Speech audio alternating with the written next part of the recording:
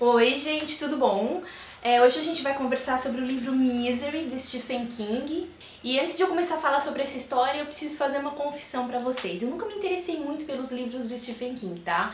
Só que o que me chamou atenção aqui nesse livro foi a sinopse. Outra coisa que eu nunca me interesso muito é saber sobre a história do livro antes de começar a ler. Só que é um livro escrito em 1987, daí às vezes não tem como escapar disso, né? Então, essa história é a seguinte: uma leitora obcecada por uma série de livros e ansiosa para que o autor termine logo essa história, para que tenha um desfecho na história. Alguém aí se identifica? Todo mundo que acompanha, que já acompanhou uma série de livros, né? E aí, gente, a minha confissão é a seguinte: o meu pensamento foi direto, mas sem curva, no George Martin. Afinal, estamos todos esperando Ventos do Inverno para que ele finalmente conclua ou que saia o 6º livro da série das Crônicas de Gelo e Fogo, né? Game of Thrones. Ai, e aí eu pensei o seguinte: pô, Stephen King dando ideias, né? Se eu pudesse trancar o George Martin num quartinho, assim, fazer ele refém e deixar ele sair dali só depois que ele terminasse o livro, ai. Mas deixando o George Martin aí de lado, vai trabalhar, Vamos voltar aqui pro Stephen King. A história de Misery é a seguinte: Paul Sheldon é um escritor famoso, um autor de best-sellers muito conhecido por uma série de livros cuja protagonista é essa aqui, ó, Misery, a heroína, a personagem principal. E o negócio vende feito água, assim, tem uma aceitação muito grande, principalmente pelo público feminino.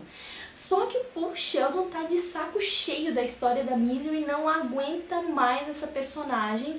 E no último livro que ele publicou a respeito da Misery, ele matou a personagem principal justamente para se livrar, porque ele quer partir para outra história, tá cansado de publicar aquele tipo de livro. E aí é nesse momento que nós estamos aqui no livro. Ele partiu para outra, escreveu Carros Velozes, que era o romance que ele queria escrever, uma coisa diferente, e ele terminou. Ele tá hospedado num quarto de hotel para dar um desfecho ali pro livro, tá bebendo, comemorando, alegre, feliz, traz o manuscrito com ele e entra no carro para voltar para casa. Só que o que a criatura faz? Ele pega o carro, estrada perigosa, lisa, com neve, chuva, sofre um acidente, desliza, sai da estrada, capota, fica preso nas ferragens. Mas o Paul Sheldon não estava sozinho na estrada, muito perto dele vinha dirigindo a nossa segunda personagem. Minha gente, conheçam a Annie Wilkes. Ela estava próxima, viu o acidente, parou o carro, foi lá para socorrer ele. Quando ela chegou, ela reconheceu. Vou explicar para vocês o que ela reconheceu. As primeiras palavras desse livro, elas já são assim, agonizantes, sabe? Olha o que ele diz aqui. Número 1, bem assim mesmo, esticado. Número 1, sua fã número 1. E aí o narrador diz o seguinte: estes sons, mesmo em meio à névoa. Quem socorreu o Paul Sheldon aqui é a enfermeira chamada Annie Wilkes. Ela se auto-intitula a fã número 1 do Paul Sheldon. Ela é simplesmente fascinada pela série Misery. E quando ela chegou, ela reconheceu. O que ela faz? Ela leva ele para o hospital? Não. Ela coloca o Paul Sheldon no carro e leva ele para casa. Só que a Annie Wilkes mora num lugar afastado, sem vizinhos, na verdade os vizinhos moram longe, ela não gosta deles, ninguém aparece ali, ela não tem marido, não tem namorado, ela vive sozinha. Ela e uma porca chamada Misery. Sim, ela deu o nome da Misery pra porca de estimação que ela tem. Ela é enfermeira, né? Num primeiro momento isso parece muito bom pro Paul Sheldon. Ele passa uns dias desacordado, sendo alimentado e medicado por ela, mas depois que ele acorda, ele percebe o quê? Ele não foi para um hospital, ele está sendo cuidado por essa mulher que se diz a sua fã número 1, que diz que ama ele de paixão, que deu o nome da personagem principal para porca de estimação, e aí ele já começa a perceber que o negócio não está cheirando muito bem.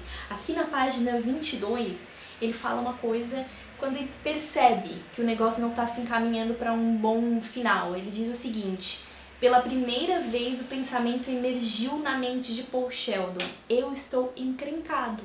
Essa mulher não bate bem. Enquanto a Annie tá cuidando do Paul, dando medicação pra ele, mantendo ele meio em cárcere privado ali, né? Ela tá lendo o último romance dele publicado, que é O Filho de Misery. Ela ainda não tinha lido esse último romance. E aí um dos primeiros grandes ataques de fúria da Annie Wilkes é quando ela tá lendo e ela se depara com um palavrão. E aí ela diz que aquele tipo de palavreado não é pra Misery, não é pra mulheres como a Misery. E aí o que ela faz? O Paul tá tomando a sua sopinha, ela perde a paciência porque ela é bipolar. No momento ela tá bem, tranquila, conversando, daqui a pouco num rompante ela estoura. Ela simplesmente mete a mão naquela tigela, toca a tigela na parede, estilhaça e voa sopa pra tudo quanto é lado. O Paul Sheldon já descobriu o quê? Que ela não bate bem da cabeça, que ela não é bem certa, que ela é bipolar, que ela oscila entre a calmaria e os ataques de fúria. Ele fica quieto na dele, com dor, porque ele não consegue se levantar da cama, ele simplesmente arrebentou as pernas no acidente, quebrou as pernas, não consegue se levantar, tem que assistir tudo aquilo ali quietinho. Com dor não pode dar um pio. O que acontece? Depois de um tempo ela volta tranquila, como se nada tivesse acontecido. Com um baldinho, começa a pegar um pano, limpa aquela parede, limpa o chão, torce aquele pano no balde, pega água, vai lá de novo, aquele processo. E nisso o Paul tá ali se retorcendo de dor. E quem tem os remédios é a Annie, é ela que controla. De repente ela olha pra ele, e aí, tá na hora do teu remédio, quer? Pega 2 comprimidos, dá pro Paul. E a água? Pega essa água do balde. Gente, nesse momento, e aí?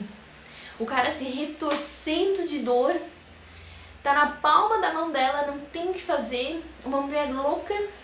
No livro diz que ela tinha uma estrutura física grande, que ele não dava conta, não daria conta se ele tivesse nem 100%, imagina acidentado, todo arrebentado. O que faz? O Paul Sheldon toma os comprimidos com aquela água suja do pano. E aí, sobre essas coisas que ela faz na sequência, eu não vou falar muito porque acaba perdendo a graça, né? Mas vocês, assim, podem imaginar o que essa mulher não faz com uma machadinha. Fica aí na imaginação. Que ela é doida da cabeça, o Paul já descobriu, a gente também já sabe. Só que o negócio vai piorar quando ela tá lendo o livro e ela chega na parte em que ela descobre que a Misery tá morta. Que ele já matou a personagem principal que ela mais gostava. Ai, aí acontece o seguinte, ela começa a fazer uma barganha com ele, tá? Ela aparece um dia com uma máquina de escrever e ela diz o seguinte, tu vai reescrever esse livro, tu vai voltar com a Misery. E aí ele diz, não, mas eu não posso escrever outro livro, ela já tá morta, já matei, já tá publicada, acabou. Não quero nem saber. Quer sair daqui, vai escrever outro livro e eu quero a Misery de volta.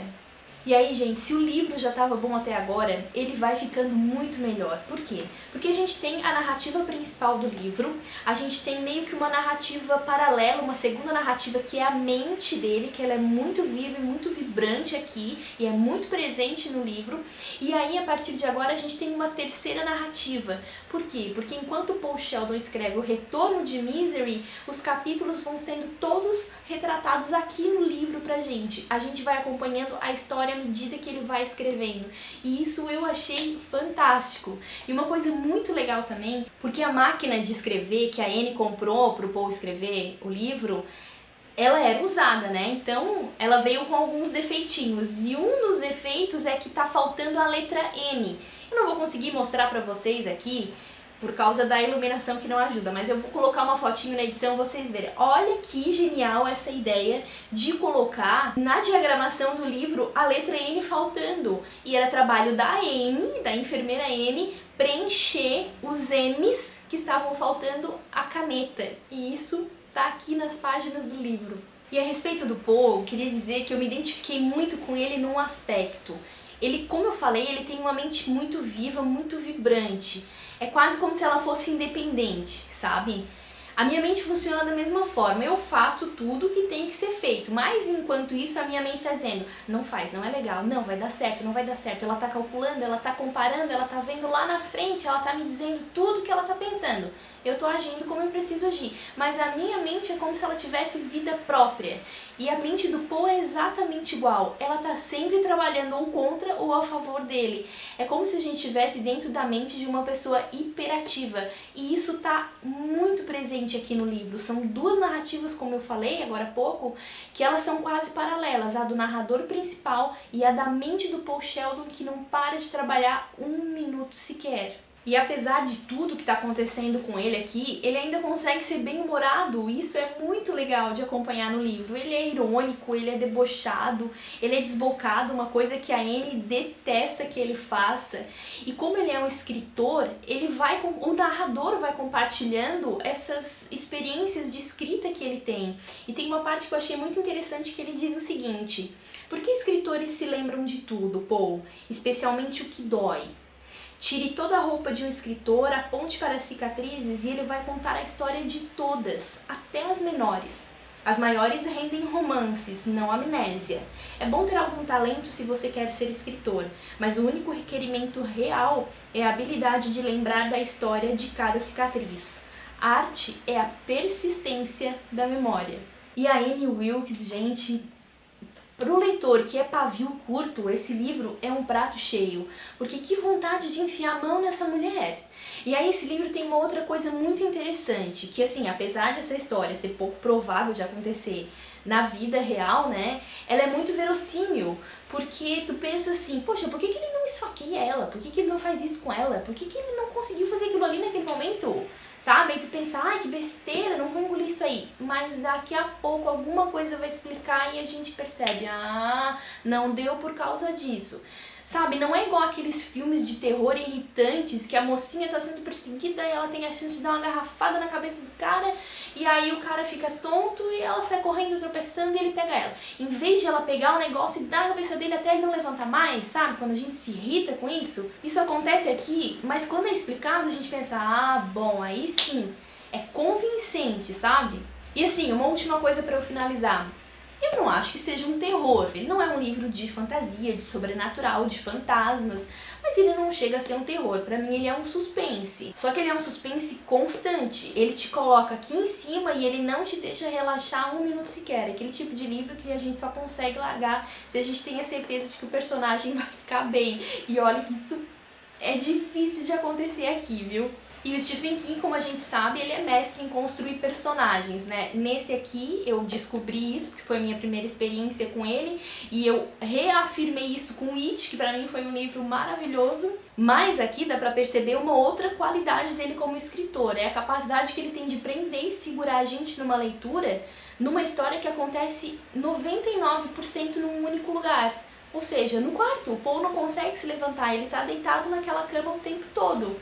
Não tem outros ambientes, ele não usa de outros recursos para ficar segurando a gente na leitura. Não, tudo acontece ali naquele lugar. E é tão preenchido, tão completo, nada falta, que a gente não percebe. Mas depois que termina o livro, poxa, sabe? O tempo todo ali naquele quarto. Isso eu achei fantástico. Então, essa é a minha sugestão de hoje, né? Se você não leu o Stephen King, como eu não tinha lido até esse livro aqui, fica a minha recomendação. Vale muito a pena e eu espero que vocês tenham gostado desse vídeo, tá certo? Se gostou, dá aquele joinha aqui embaixo, se inscreve no canal e a gente se vê nos próximos vídeos. Até mais!